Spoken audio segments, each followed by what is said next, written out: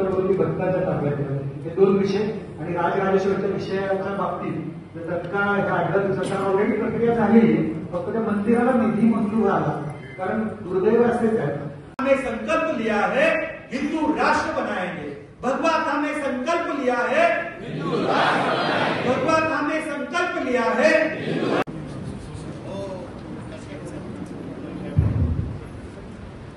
हिंदू एकजुटीचा जय हो, हिंदू एकजुटीचा जय हो।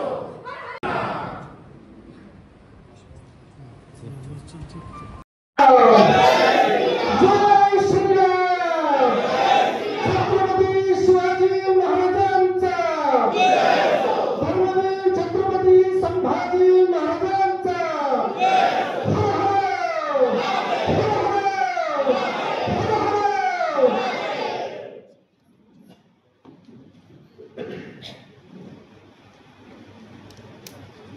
सिंधुदुर्ग जिल्हास्तरीय मंदिर परिषदेच्या निमित्ताने व्यासपीठावर उपस्थित असलेले सर्व सन्मान्य मान्यवर, समोर उपस्थित असलेले सर्व हिंदू बंधू भगिनींनो आणि माझे सर्व मित्रांनो,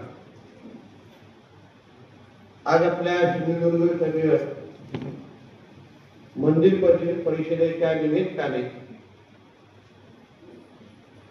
मी या परिषदेमध्ये एक हिंदुत्ववादी कार्यकर्ता म्हणून सहभाग घेण्यासाठी आणि आपल्याशी संवाद साधण्यासाठी इथे आवर्जून उपस्थित आहे।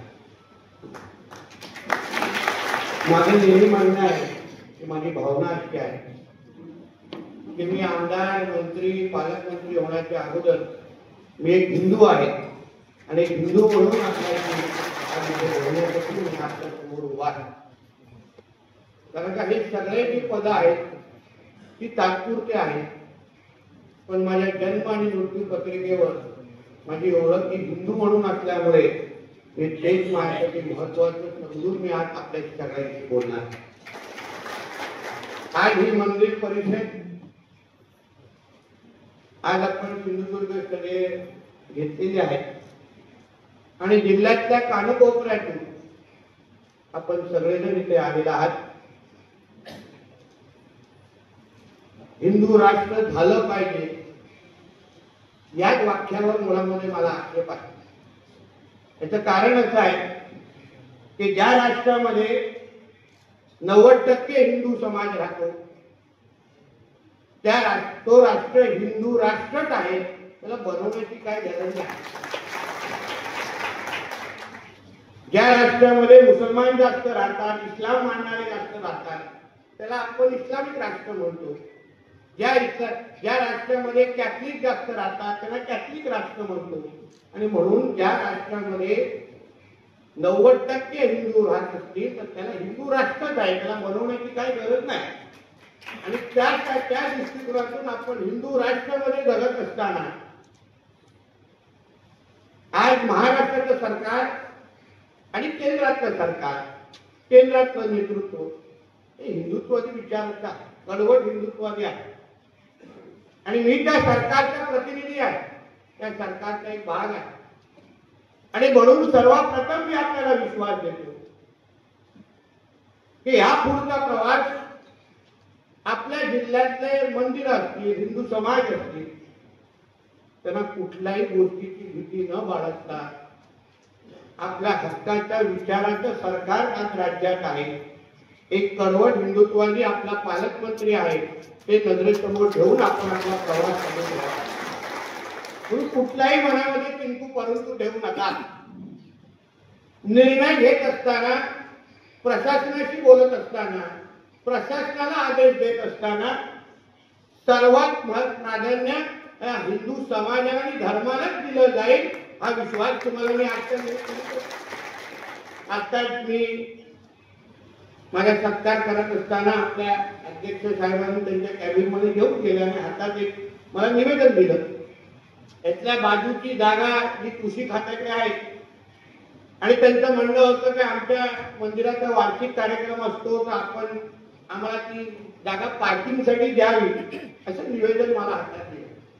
मी त्यांना सांगितलं की तुम्ही पार्किंगसाठी वापरायला सुरू करा, परवानगी आपल्याला देण्याचं काम प्रशासन करेल, मागण्याची काही गरज नाही. मी बसलोय तिथे, म्हणून एवढं काय विनंती आता करायची काही गरज नाही. हिंदू समाज आणि धर्माच्या अनुसार ज्या ज्या गोष्टी आपल्याला अपेक्षित आहेत त्या सगळ्या गोष्टी आता आपल्या या सिंधुदुर्ग जिल्ह्यामध्ये पहिल्याही व्हायच्या आणि ह्या पुढेही होणार, अजून भक्कम पद्धतीने होती. मंदिरं ही आपली ओळख आहे. इतिहासाचा पूर्ण प्रवास अगर आपण पाहिला तर मुळात सगळे हिंदूच होते. आपण सगळे पूर्ण जागे हिंदू त्या दृष्टिकोनातून आपण प्रवास करत करत इथपर्यंत आलो आहे. आणि मग मुघलांनी पहिला त्यांचा राज्य करायचा प्रयत्न केला. पण एक आपण लक्षात घेतलं पाहिजे, जेव्हा जेव्हा इस्लामिक आक्रमण आपल्या देशावर झालेलं आहे, समाज आपल्या इथे झालेला आहे, तेव्हा तेव्हा कधी माणसांवर हल्ले केले नाही, कधी अन्य सामाजिक संस्था बंद पाडले नाही. सर्वात महत्वाचं ते त्यांनी टार्गेट ज्याला केलं त्याला मंदिराला केलेलं. त्याचं काय कारण आहे? कारण त्या इस्लामिक राज्यकर्त्याला चांगल्या पद्धतीने माहिती होतं की आपल्याला ह्या भारतावर या हिंदुस्थानावर अगर राज्य करायचं असेल तर सर्वात पहिले यांचे मंदिरं उद्ध्वस्त करा, मंदिरं ताब्यात घ्या आणि मग या हिंदुस्थानाला आपण इस्लामिक राष्ट्र आपण करू शकतो. ही भावना तेव्हापासून चालून आलेली आहे. आणि म्हणूनच आपला हा जो हिंदू राष्ट्राचा जो प्रवास आहे तो प्रवास आपण आपल्या मंदिराला सुरक्षित कसं ठेवू शकतो, मंदिराच्या वर जे वाकड्या नजरेने पाहणारे जे काही जिहादी लोक आहेत त्यांना तिकडल्या तिकडे कसं थांबवू शकतो या दृष्टिकोनातून आपली वाटचाल असली पाहिजे. आता आमचे काही पत्रकार मित्र किंवा माझ्यावर टीका करणारे जे लोक आहेत ज्यांना फार बोलतं की मी हिंदू राष्ट्र हा शब्द वापरतो, काही आपल्यातलेच आहेत जे या हिरव्या छापांना जिहाद्यांपेक्षा जास्त मदत करतात. स्वातंत्र्यवीर सावरकरांनी अतिशय चांगलं लिहून ठेवलंय की हिंदू समाजाला हिंदूंना मुसलमानांपेक्षा हिंदूंतूनच जास्त त्रास आहे. त्याच्यातले हे काही लोक आहेत जे मला विचारतात की आता तुम्ही मंत्री आहेत, तुम्ही कसं हिंदू राष्ट्र म्हणू शकणार, हे संविधानात बसणार नाही. पण कदाचित त्यांना आपल्या संविधानात कळलं नसेल आणि म्हणून ते आम्हाला असे प्रश्न विचारतात. जो डॉक्टर बाबासाहेब आंबेडकरांचा जो मूळ गाभा होता संविधानाचा, जो पहिला त्यांनी ड्राफ्ट म्हणून पहिला सुपूर्द केला, त्याच्यामध्ये सेक्युलर हा शब्दच नाही. सेक्युलर हा शब्द नंतर काँग्रेसने त्याच्यात टाकलेला आणि म्हणून आपला देश हा सेक्युलर आहे हे मानण्याची काही गरज नाही. आपला देश हा हिंदू राष्ट्रच आहे आणि हिंदू राष्ट्रामध्ये आपण राहतो हे स्वीकारून आपल्याला सुरू आहे. आणि म्हणून आपण मंदिराबद्दल बोलत असताना मंदिरांना सुरक्षित ठेवणं, मंदिरांवर अतिक्रमण कमी करणं, मंदिरांमध्ये हिंदू धर्माचा प्रचार प्रसार अजून प्रभावी पद्धतीने होणं, यासाठी जे सरकार म्हणून जी व्यवस्था मागे उभी करायची आहे, प्रशासन म्हणून जे काय आपल्याला मागे उभं करायचं आहे, ती जबाबदारी आमच्यासारख्या लोकप्रतिनिधींची आणि सरकारच्या प्रतिनिधींची आहे. आज गेल्या 2-2.5 वर्षामध्ये जवळपास 108 हिंदू सकल मोर्चामध्ये सहभाग होण्याची मला संधी मिळाली आणि त्या मोर्चे काढत असताना मग लव जिहादची काही प्रकरणं होती, भूमी जिहादची काही प्रकरणं होती, अशा प्रकरणाबद्दल वक्फ बोर्डची काही प्रकरणं होती. त्याच्यामुळे आम्ही तिथे मोर्चे काढले आणि त्या पीडित कुटुंबाला जाऊन भेटलो सकल हिंदू समाज म्हणून आणि त्यांना न्याय देण्याचा आम्ही प्रयत्न केला.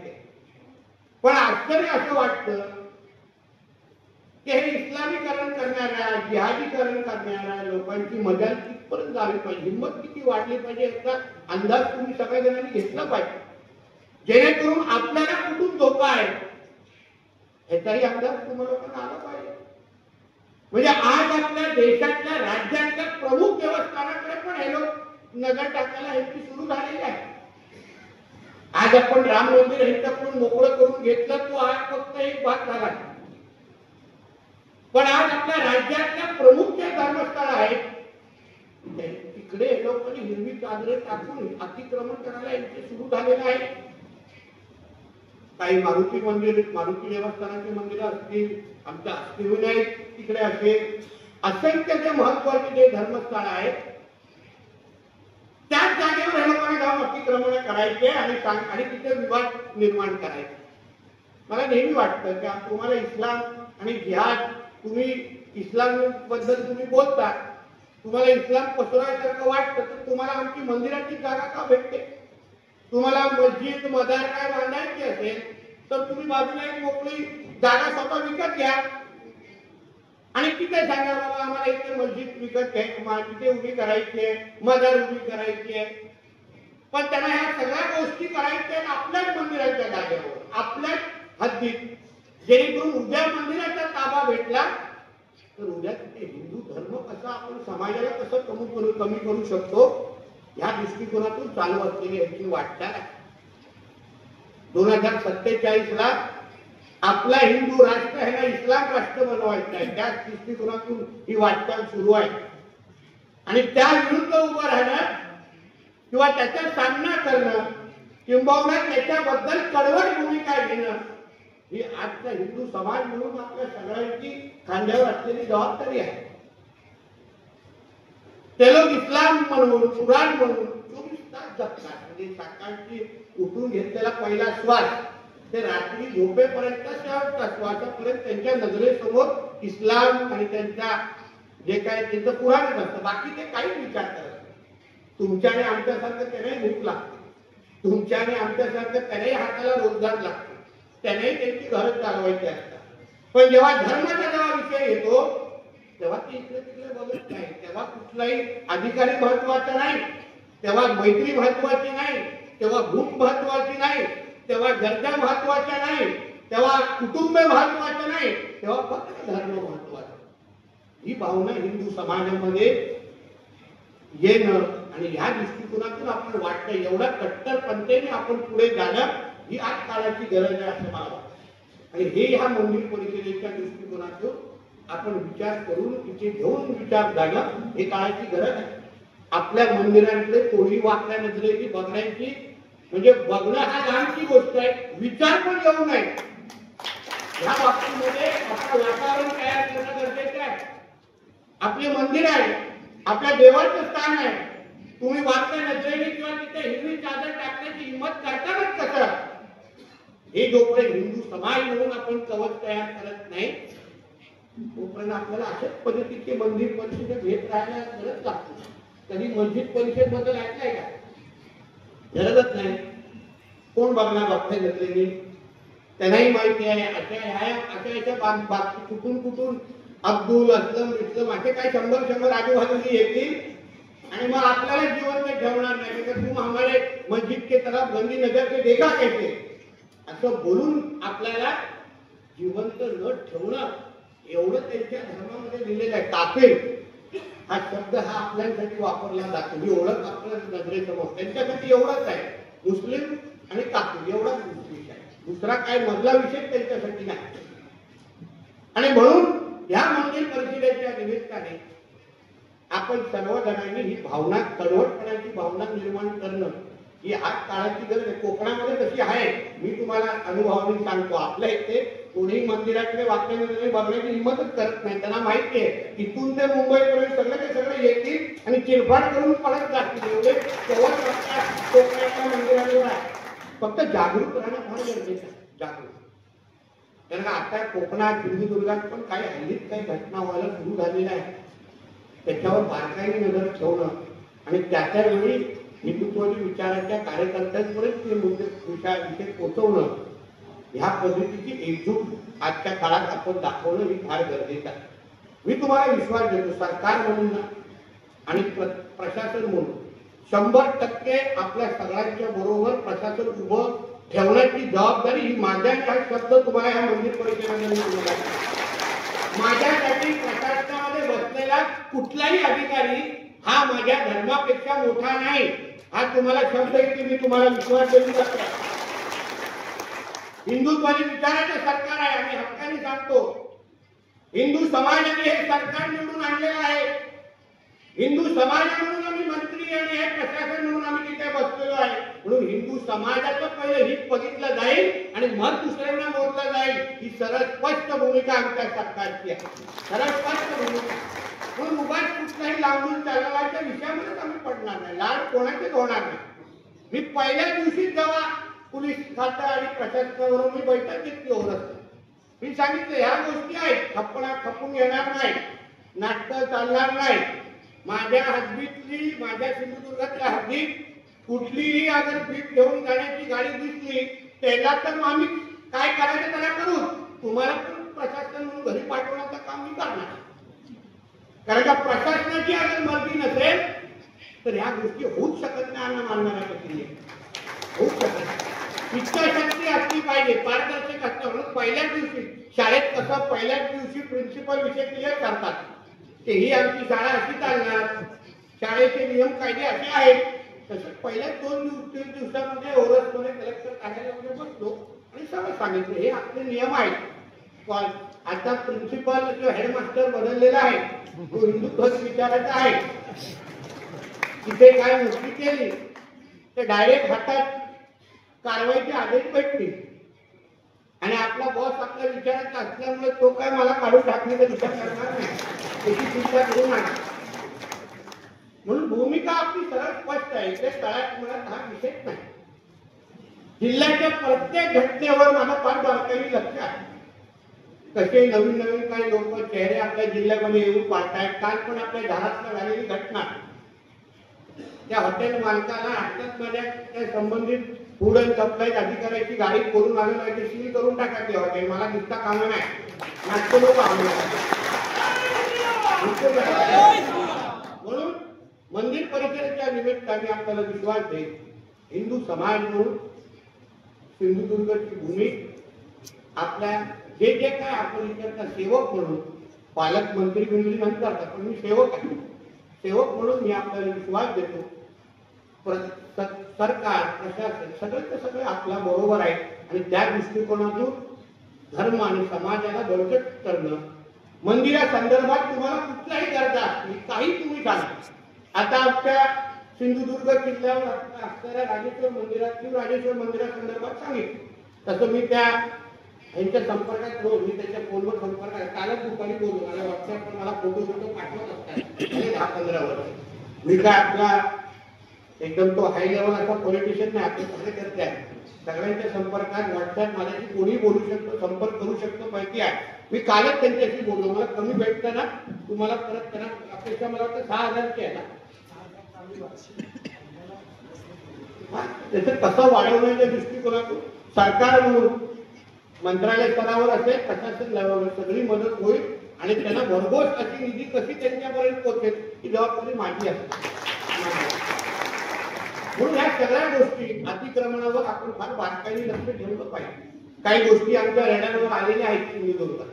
काही लोकांनी उगाच पसरवलेल्या आहेत. मस्जिद पहिली 10 वर्षा अगोदर तेवढी होती, आता थोडे पाय कसे पसरले त्याचे मूळ नकाशा मी मागून घेतलेला आहे. आता हे जे एक्स्ट्रा जे मेकअप लागलेलं आहे ते सगळं काढण्याचं काम आपण करू. उगाचचे लाड आम्ही बंद करणार नाही. म्हणून या सगळ्या बाबतीमध्ये भूमिका आमची फार सरळ स्पष्ट. तुम्ही आमच्याबरोबर संवाद, माझ्याबरोबर संवाद ठेवा, माझ्याशी बोला, माझ्याशी संपर्क करा. पालकमंत्री म्हणून मी जिथे जिथे आहे, मी आपल्या तालुक्याने आहे तर मी येणारच आहे. पूर्ण प्रशासन तिथे येणार आहे, तुम्ही येणार नाही. काय होतं ओरसच्या पुढच्या प्रभाकरजी एवढ्या चांगल्या दिलेल्या आहेत, तिथून पण उठत नाही. आता खुर्च्यात काढून गेला माझ्या गाडीत बसून घेऊन जाणार आहे.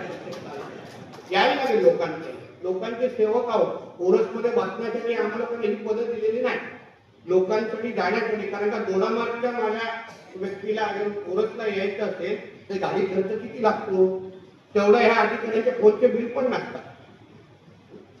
म्हणून तुम्हाला सांगतो हे सगळं प्रशासन म्हणून, या राज्याचे प्रतिनिधी म्हणून, सरकारचे प्रतिनिधी म्हणून आम्ही आपल्या बरोबर आहोत.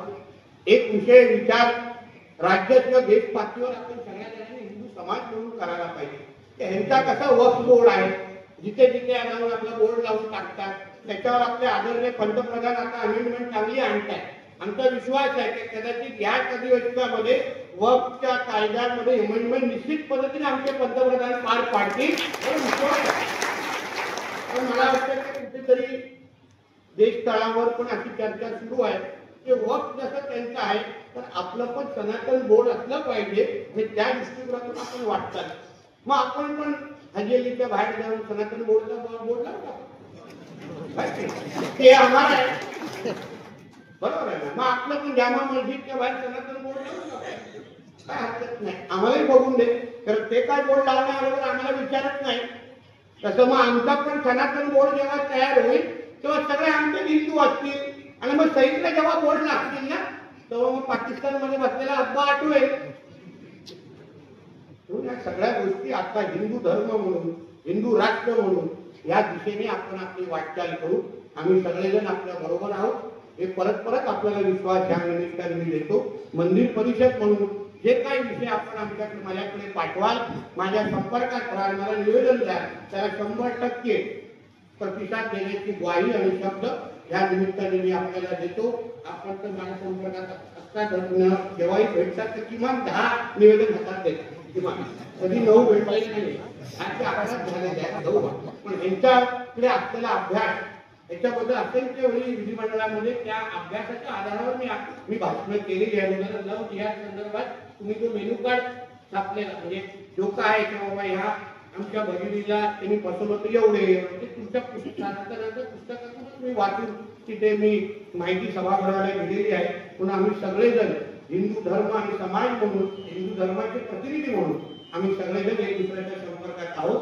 आपणही सिंधुदुर्ग जिल्हा म्हणून आपल्या पालकमंत्री आणि आपला सेवक म्हणून मी आपल्याला ह्या निमित्ताने विनंती करेन की आपल्यामध्ये आणि माझ्यामधला आपला संवाद हाच आपल्या हिंदू धर्माला आणि समाजाला अजून बळकट करेल एवढा विश्वास आपल्याला आजच्या निमित्ताने देतो. इथेच थांबतो. जय हिंद, जय महाराष्ट्र आणि जय जय श्रीराम.